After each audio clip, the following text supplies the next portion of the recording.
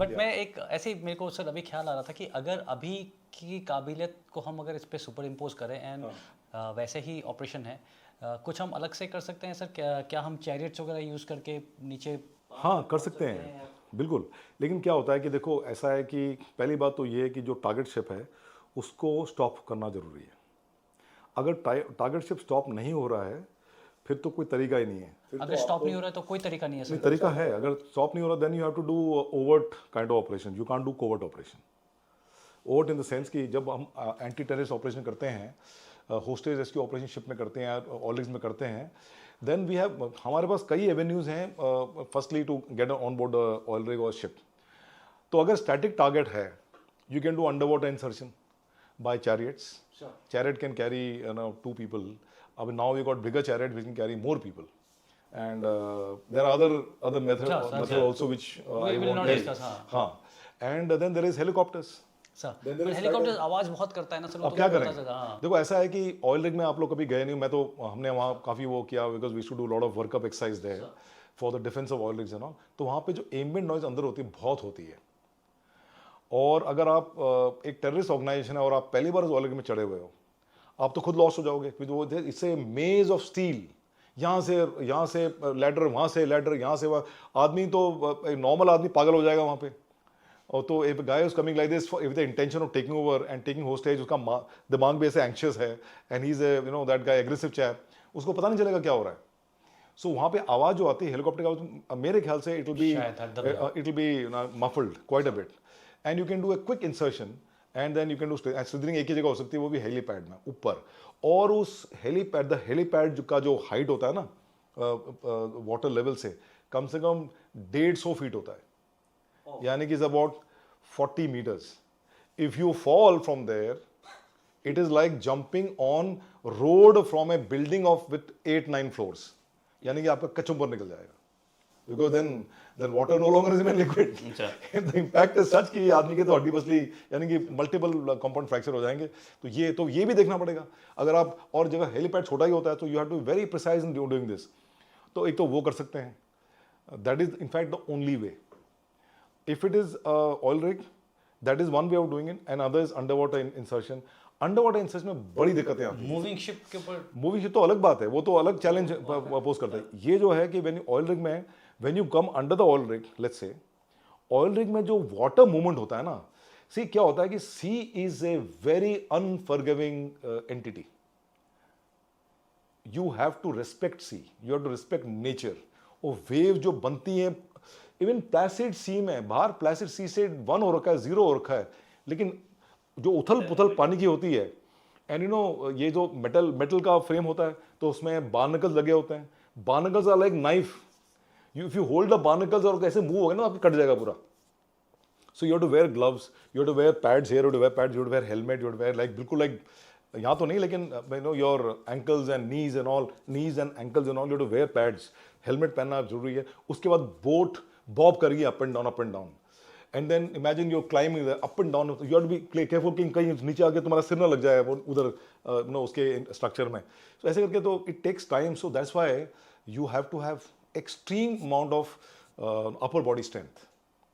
तो हमारे मार्को आजकल हैं 40-50 पुल अप करने वाले, ये हमने सील से सीखा है।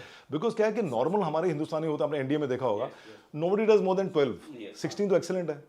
तो जब मैं जब अपने मार्कोस को कर रहा था तो I used to do maximum 16। PPT में अगर आपको सब में एक्सेलेंट आना तो आपको पुल अप में 16 करना जरूरी है। और जंप एंड रीच में तो मैं तो इंडिया में मेडलिस्ट था लॉन्ग जंप ट्रिपल जंप में, तो जंप एंड रीच में I used to do that. And वो लॉन्ग जंप उसमें ना स्टैंडिंग ब्रॉड जंप में I used to be 1 feet more than excellent. और फिर दिक्कत आती थी ये पुल अप करने में, जो हमारे तगड़े बंदे हैं जो कि you know that sprint run में बहुत अच्छे होते थे, लेकिन अपर बॉडी में 10-12 करते थे। तो वहाँ पे तो यहाँ पे वो 16 से कुछ नहीं होगा, you have to be much more. तो बहुत once we did exercise with the seals and we realise कि यार ये तो बहुत इंपॉर्टेंट है। तो अभी हमने ऐसे टेक्निक्स यू नो इस्तेमाल करी हैं ट्रेनिंग में कि अपर बॉडी स्ट्रेंथ अच्छी बन जाती है लोगों की, और इसमें काम आता है। सो that is one way of getting inside. अब उसमें अगर कोई टेररिस्ट है, उसको पता है यहाँ से आ सकते हैं, all he has to do is sit there with AK-47। अब वहाँ से भी नहीं आ सकते आप, क्योंकि आप तो पानी में मछली हो, and he is with AK-47। सो बहुत ऐसी दिक्कतें हैं जो कि आपको लैंड बॉर्न ऑपरेशन में नहीं आएंगी ये दिक्कतें। So you have to have precise intelligence, you have to have precise timing, and somehow the opportunity and luck. So these are the only two methods by which you can intervene in an oil rig. इसीलिए the mandate of NSG doesn't extend to oil rigs. It's only marine commandos. We have essential raising of the IMSA was for this only, flushing out operations in the oil rigs and all. Second is if अगर कोई आपका जो target ship है जो move कर रहा है, so under water insertion is not possible, तब आपको ओवर्ट इंसर्शन करना पड़ेगा. और ओवर्ट इंसर्शन करने का तरीका ये है कि you have helicopter so you can get air cover fire and then go aggressively and then do slithering. That is the only way. And उसमें लक की बात है. अब ये जो ऑपरेशन जिसके बारे में बात कर रहे हैं, MV Ruin, this is the most classic special operation display by the Indian navy. यानी कि anti piracy, anti hostage, flushing out of hostage from a ship और मर्चेंट वेसल और इवन ऑयल रिग्स जिसमें बात की, या जो very VAs and very important vital points and vital installation which are there right on the beach on the coastal areas, उसमें अगर कुछ ऐसे टेररिस्ट घुस गए हैं और वो बहुत इंपॉर्टेंट होता है. लेकिन द मोस्ट डेंजरस इज जब एक शिप में कोई टेररिस्ट है या कोई होस्टेज सिचुएशन है या पायरेट्स हैं, उसको टेक ओवर करना वो सबसे मुश्किल होता है. Because as I told you कि ना कैमोफ्लेज की वो मिलती है, and if he can see you because वो ऑटोमेटिकली ही is in the higher position, because जो शिप होता है वो सी लेवल से कम 10-12 मीटर ऊपर होता है. तो उसकी हाइट ऑफ आई भी ज़्यादा है और वो ज़्यादा दूर तक देख भी सकता है. प्लस क्योंकि वो एक शिप में है एंड उसके बाद he will have all this things to surveillance equipment to see you from far. आप असॉल्ट करने वाले हो, आप तो वैसे भी पहले बात उस एरिया में आने के लिए आपको मशक्क़त करनी पड़ेगी, कई तौर तरीके से आपको वहाँ आना पड़ेगा. उसके बाद फिर आपको वो शिप में असॉल्ट करना पड़ेगा, तो काफ़ी मुश्किल है. कुछ शिप ऐसे होते हैं जिनका कि उसको बोलते हैं free board, means from the water level till the top is called the free board. Some ship free board can be 10 metres, some it can be 20 metres also. अब 20 metre free board is like 10-15 storey building. अब वहाँ पे आप climb कैसे करोगे? तो हमारे पास एक वो होता है कि we fire a gun with a grapnel, और उस रोप में फिर we attach a small ladder which is only half a feet in width. It is a metallic ladder, very light. Sir ship में कुछ नहीं होते सर लैडर्स? नो, शिप में जो लैडर होते हैं that is for supporting for you to climb up. अब ये तो आप तो ऑफेंसिव बोर्डिंग कर रहे हो तो कहाँ सपोर्ट करेंगे आपको? So then you have to climb like this. और रिमेंबर, आपको पता है कि एक तो पहले बुलेट प्रूफ जैकेट, वो हेलमेट होता है 2-2.5 किलो, तो उसका वजन होता है. फिर जो बुलेट प्रूफ जैकेट होती है 6.5 किलो, उसका वजन होता है. फिर आपने एक MP5 रखी हुई है, उसमें 2 मैगजीन तो उसने लगा के रखी हुई है उल्टा करके, और 2 पाउच में और मैगजीन रखी हुई है, ग्रेनेड भी रखा है आपने. उसके ये सब कर करा के 25 किलो का पैकेज बंदा आया था बंदे का. और अगर ऐसे कर रहा हूँ, शिप इज़ मूविंग और आगे से हवा आ रही है, और हवा ऐसे नहीं आती, और ये शिप स्टॉप नहीं करते, ये 20 नॉट में चलते हैं क्योंकि उनके लिए बिजनेस इंपॉर्टेंट है. 20 knot translate to 35 to 40 kilometre per our.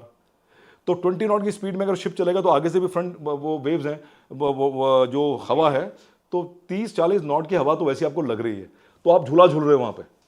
और आपको पता है कि अगर आपका हाथ फिसल गया ना, आप नीचे पानी में गिरोगे तो सीधा प्रॉपेलर में आओगे. सो यानी कि आदमी के दिमाग में क्या क्या चीजें चल रही हैं, and he is climbing. Imagine ऊपर मिलिटेंट ऊपर वो बंदा के साथ तो अलग है. If he is there then we gone. So ये सब चीजें दिक्कतें हैं. But coming back to this very important operation, so मैंने आपको ये एक्सप्लेन इसलिए किया just to say that how difficult the degree of difficulty. हमें खुशी है कि हम महाकोश में नहीं हम वैसे भी वीक, कभी कभी अच्छा लगता है सर. नो, एज इन आप लोगों ने तो बहुत ही धांसू kind of operation. See every specialization has got degree of difficulty. आपकी जो डिग्री ऑफ डिफिकल्टी है दैट इज डिफरेंट, हमारी डिफरेंट है. तो ये है. सो इससे पहले एक ऑपरेशन हुआ था, अगर आपको याद होगा, वो उसकी एक पिक्चर बनी थी, Captain Phillips. Yes. So there was a merchant vessel and that was hijacked by the pirates, Somali pirates. 4 pirates थे, और उसको फिर बचाने के लिए यूएस नेवी ने 2 अपने फ्रिगेट वहाँ भेजे. लेकिन फ्रिगेट्स कुछ कर नहीं सकते हैं, शिप तो कुछ कर नहीं सकते, बिकॉज यहाँ पे तो you have to need special force people. तो पहले जो नेगोशिएशन हुए तो उन्हें मालूम पड़ा कि ये तो कुछ कर नहीं सकते. उन्होंने क्या किया, वो एक छोटी सी वो रेस्क्यू क्राफ्ट निकाली जो फुली कवर्ड होती है, उसमें सिर्फ वो शीशे होते हैं देखने के लिए, एवरीथिंग इज क्लोज, और वो बुलेट प्रूफ भी होती है. उसके अंदर वो कैप्टन को लेके चले गए. सो ऑल 4 जो वो थे पायरेट्स थे, कैप्टन फिलिप को पकड़ के उन्होंने इसमें डाला एंड वो निकल गए वहाँ पे. सो नेगोशिएशन में ये बोला कि तुम एक काम करो, ये बोट को ना अगर आप ऐसे पानी में छोड़ दोगे तो बोट कहीं चले जाएगी, तो आप बोट को रस्सी से बांध दो, शिप के साथ बांध दो. तो जो उनका फ्रिगेट था उसमें वो बोट कम से कम 200 मीटर और 100 मीटर के लाइन से बांध के एंड दे वर नेगोशिएटिंग। फिर वो सील टीम 6 जो यूएस स्पेशल फोर्स कमांड की जो वो टीम होती है, दे वर फ्लोन एंड वो उन्होंने क्या किया, they did a water para jump, यानी कि from they came in C-130 और उन्होंने the parachute they jumped into the water and they had this rubberise craft जो हम भी करते हैं। सो वहाँ से जंप करके then they came and then they climbed on to the ship frigate, और उसके बाद then they with the snipers they were able to kill everyone other than one, that guy was on board the ship. तो ऐसे करके captain Philip case हुआ था। चारों के लिए 4 स्नाइपर्स ने एक साथ ready 1 2 3 1 2 3 fire, so that you know अभी स्नाइपिंग के बारे में तो आप लोग को समझते ही हो क्योंकि लोगों को। तो हमारा क्या था कि नाउ दिस वाज एक शिप था, आपने नाम लिया उसका, MV Ruin, Bulgarian tanker, Bulgarian cargo ship. तो क्या होता है कि ये सोमाली वाटर्स में काफ़ी टेररिज्म पायरेसी की हादसे होते रहते हैं, पायरेसी वाले काफ़ी केसेस होते हैं पायरेसी के, कभी कम हो जाते हैं कभी ज़्यादा हो जाते हैं। एक्चुअली वो 2014-12 के बाद काफ़ी कम हो गए थे। सो काफ़ी कंट्रीज में अपने वॉरशिप्स का प्रेजेंस है। इंडियन नेवी का भी वॉरशिप कंटिन्यूसली डिप्लॉय होता है वहाँ पे 24/7 365 days there is one Indian naval warship there in that area. बाकी तो साउथ अफ्रीका की कोस्ट में भी हमारे 1-2 होते हैं, नियर पर्शियन गल्फ भी हमारे शिप्स डिप्लॉयड हैं, बिकॉज क्या है कि रैपिड रिस्पॉन्स तभी पॉसिबल है एंड जब आप ऑलरेडी वहाँ पे हैं। सो वी हैव अबाउट 10-12, जब हम बात कर रहे हैं अभी तो 10-12 हमारे warships fully armed ready to go to battle are there deployed. It's a 24/7 365 days deployment. तो ये शिप था and that ship was tracking. तो एक ये जो शिप था इसको पायरेट्स ने टेक ओवर किया, दैट वाज इन November 23। उसके बाद ये जो शिप था इसको this was being used as the mothership for piracy. तो पायरेट्स क्या करते हैं, अपने छोटे स्किप में जाते हैं, लेकिन एक मदरशिप होती है, मदर बोट होती है बड़ी वाली, उसमें वो रहते हैं और वहीं से जब कोई देखने को शिप ऐसे आ रहा है तो and they can that's an opportunity target, then they go in the skiffs are very fast about 35-40 knots, they overtake the ship and then they actually climb. वो भी बहुत जोखिम का काम है जो वो करते हैं, बट वो कर लेते हैं, they are trained because originally they were the navy of Somalia. हाँ, they were the coast guard of Somalia. अच्छा, and the fisherman community, so they are all no पानी वानी से तो उनका बहुत अच्छा रिश्ता नाता है, that's why. So they were pirates there. And if I may sir, वो जिसको करते हैं वो सिविल या सिविल मर्चेंट वेसल्स हैं, वो असॉल्ट के लिए नहीं जा रहे हैं जैसे आप लोग जाते हैं। हाँ, तो मर्चेंट वेसल को करना आसान इसलिए है क्योंकि पहले तो पैसे वहीं पे हैं, और secondly as a law merchant vessel में nobody can carry a firearm. तो यानी कि आप वहाँ पे वेपन नहीं ले सकते हो, शिप में वेपन अलाउड नहीं है। बट आजकल जो मैरीटाइम सिक्योरिटी करती आजकल है, तो क्या हो गया कि ये आफ्टर दिस जब पायरेसी के इंसिडेंट ज़्यादा हो गए और लॉयड रजिस्टर ने अपना वो इंश्योरेंस बढ़ा दिया बिकॉज ये पायरेसी, तो उसके बाद लोगों ने डिसाइड किया। सो आजकल there are lot of there called sea marshals, like आपके एयर मार्शल होते हैं, आपके उसमें होते थे पहले, एयर मार्शल भी होते हैं।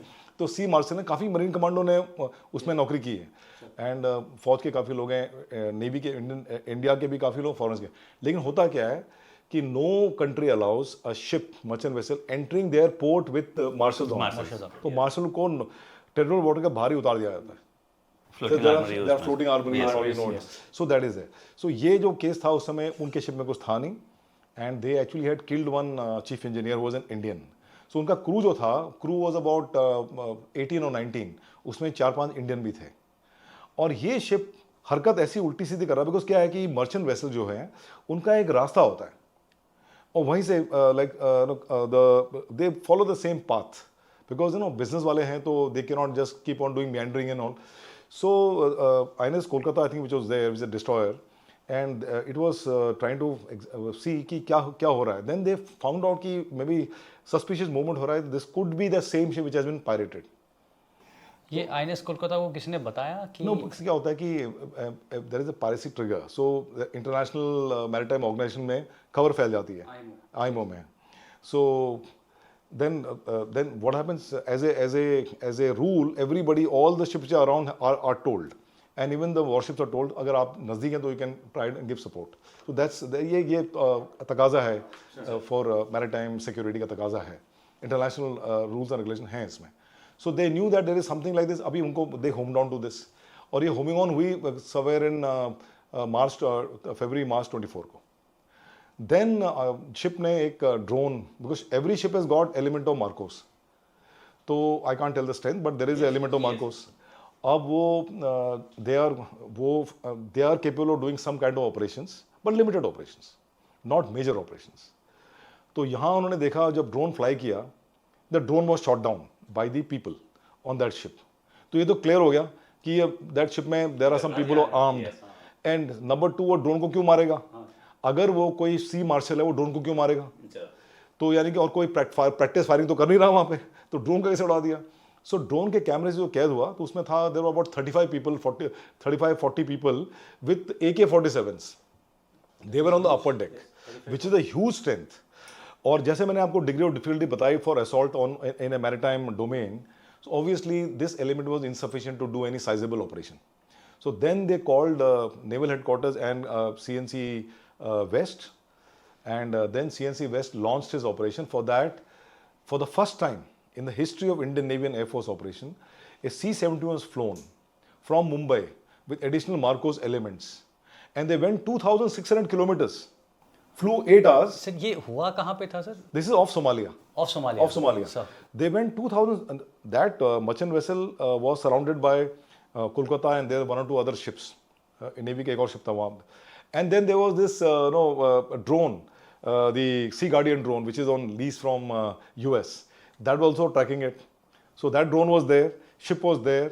Of course, then Marcos were flown, and the Marine Commandos did a skydive. They didn't do a water parachute because आपको पता है राउंड कैनोपी से तो यहाँ वहाँ चले जाते हैं, और मैंने तो वाटर पैराजम्प की SOP लिखी है नेवी में, एंड जब हमने कराया काफ़ी है, तो DZSO मैं ड्रॉप जोन सेफ्टी ऑफिसर बंदा था, एक बंदा यहाँ गिर रहा है, दूसरा बंदा आधे किलोमीटर दूर गिर रहा है। It is a risk, and there been chances, क्या होता है कि when you do a normal para jump, तो आप अपना पहले बात तो वो फिट शूट की कार्रवाई के बाद अब जब जंप करते हो आंखों बंद करके, जो एक करते हो, उसके बाद छतरी खुल गई, सब सीटा है, उसके बाद सीटी औरते हो, नीचे आते हो। लेकिन इसमें क्या होता है कि जैसे आपने जंप किया, when you stabilise yourself, you turn towards the aircraft, उसके बाद सबसे पहले आप अपना रिजर्व पैराशूट निकालते हो, फिर अपना सब ये सारा लैच वो स्ट्रैप निकालते हो, and you are only in alligator hook in the seat of the parachute. Now that is a risky thing, क्योंकि क्या है कि सी में ना horizon, both sea and horizon they combine, so there is no judgment of height. So you cannot make out कि अभी पानी आ गया, जैसे हम लोग पानी की कार्रवाई करते हैं PTS आगरा में, उसमें तो एक ही सीधा लैंड ना, वहाँ पे देखा वो गाय भैंस जा रही है तो अपना यहाँ वो कर दिया, फिर इंस्ट्रक्टर चला रहा है कि यहाँ जाओ वहाँ जाओ, यहाँ पे पॉसिबल नहीं है। यहाँ पे एक बार एक हमारा केस हुआ था, बंदे ने पैराशूट से वो छोड़ दिया एट 100 feet, ये मल्टीपल बच गया बड़ी मुश्किल से, वॉज एन ICU स्टेट में। तो ये होता है। सो कार्रवाई के अनुसार you have to wear your fins also. Fins पहनने के बाद जब आपका पैर पानी में टच होता है, then you remove the parachute. Sir मैं थोड़ा सा, if you don't mind, viewers को थोड़ा समझा देता हूँ, कहीं वो कंफ्यूज ना हो जाए, बिकॉज हमें तो मज़ा आ रहा है सर। नहीं सर, बात कर रहे हैं एक तो स्टैटिक लाइन की। स्टैटिक लाइन में क्या होता है कि आप मैन्यूवर नहीं कर सकते हैं, आपका पैराशूट जैसे जंप किया, वो थोड़ा बहुत हवा इधर उधर थोड़ा बहुत हल्का सा आप करते हैं, and you land in water. अभी पानी में घुसने के बाद आपका अगर पूरा पैराशूट है रिजर्व के साथ में, रिगिंग लाइंस इतने सारे होते हैं, उसके बीच में आप स्विमिंग करके निकल ही नहीं पाएंगे। तो ड्रिल है कि ऊपर वो पैराशूट पूरा ऊपर आ जाएगा, आपके ऊपर आ जाएगा। तो हम वो खोल करके साइड में करते हैं, और जस्ट पानी को टच करने से पहले you have to jump off, और अपने आप को पैराशूट से फ्री करना है, ताकि एग्जैक्टली। सो क्या होता है कि अगर ज़्यादा विंड आई और आपने विंड का जजमेंट, आपको पता है वो दे टीच यू 7 रोल्स। अच्छा, यहाँ से विंड आ रही है, कभी होते नहीं है सर, 7 अल्टीमेटली यू फॉल अगे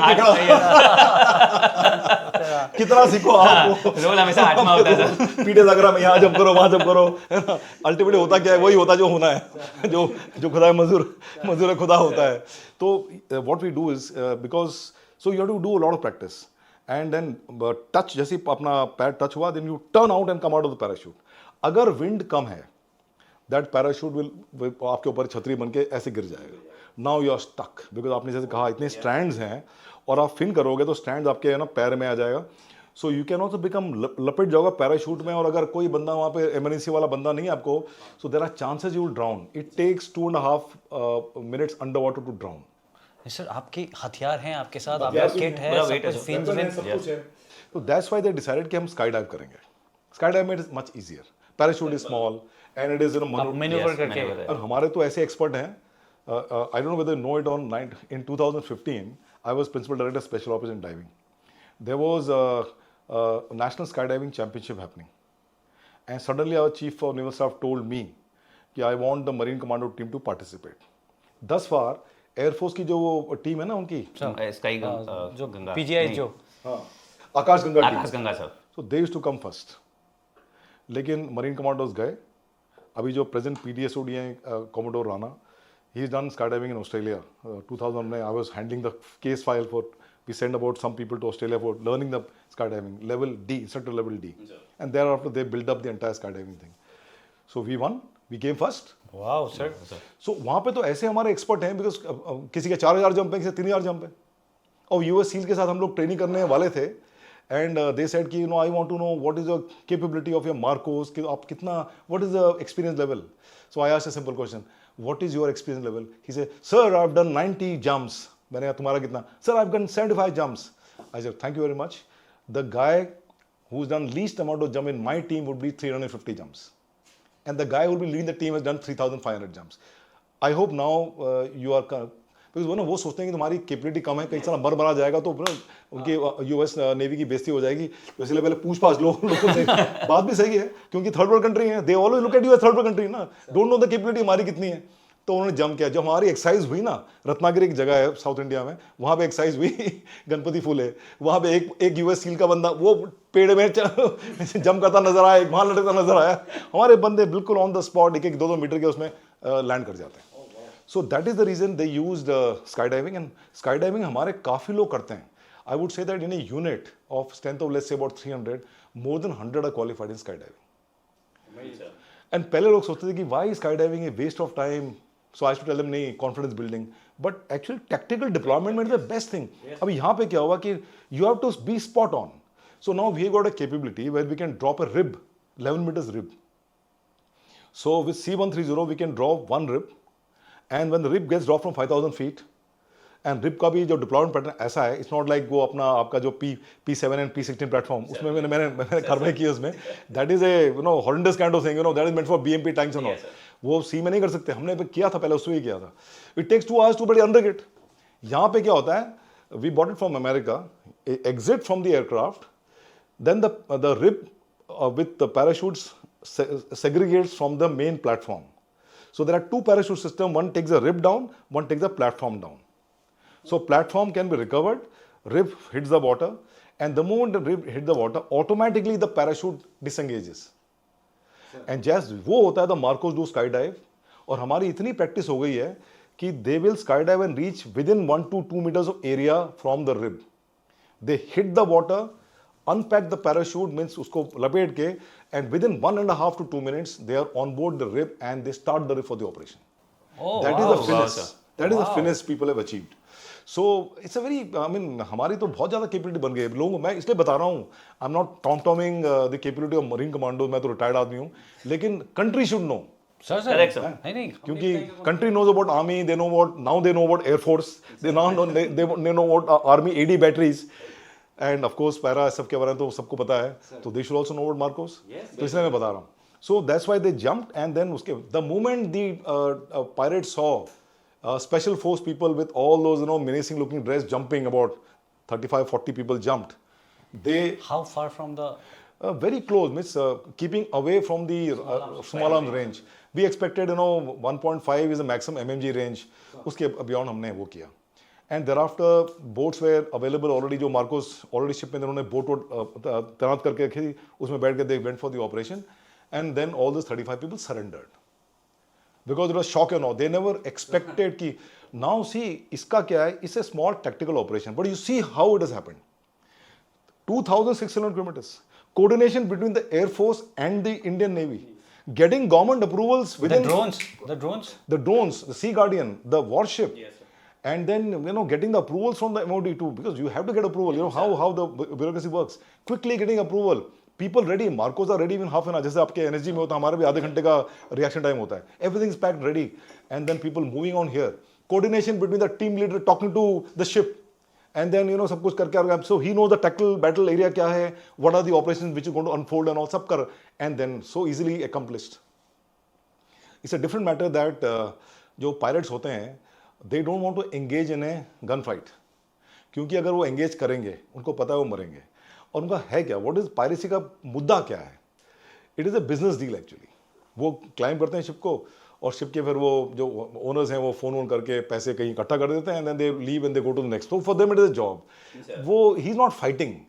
So if he, but you know, he will hold on till the time he knows कि he's having a upper hand. जब उसने यहाँ देखा कि यहाँ पे शिप, यहाँ पे शिप, यहाँ पे you know अपने ब्लैक ड्रेस पहन के मरीन कमांडोज वेपन छेपन लेके ऊपर से हवा से आकाश से गिर रहे हैं, तो then they actually surrendered. So that is a classic operation. And ये तो एक तो हो गया for Navy के लिए ऑपरेशन बहुत इंपॉर्टेंट है, but more important because Navy, Indian Navy is considered to be the net security enabler in the Indian Ocean region. We are one of the largest Navy in the Indian Ocean region. And जिस तरह से geopolitics move कर रहा है तो So now everybody knows, जब tsunami हुई थी 2004 में, 12 घंटे के अंदर more than 20 naval warships left harbor. कोई श्रीलंका चला गया, कोई उधर साउथ ईस्ट एशियन कंट्री चला गया. They reached Indonesia, but not they take time to reach Indonesia. 4 days it takes to reach Indonesia. But our ships went with the brick is basically HADR bricks बोलते हैं उसको, तो उसमें सब कुछ होता है. And that also we did the relief operation. अभी कितने ऑपरेशन हुए थे? अभी recently there was an operation in Myanmar. There was an operation in Sri Lanka. सभी ऑपरेशन में the first navy to reach is us. So now the regional navies know कि यार कहीं कुछ ऐसा गदर है, तो the big brother is Indian Navy.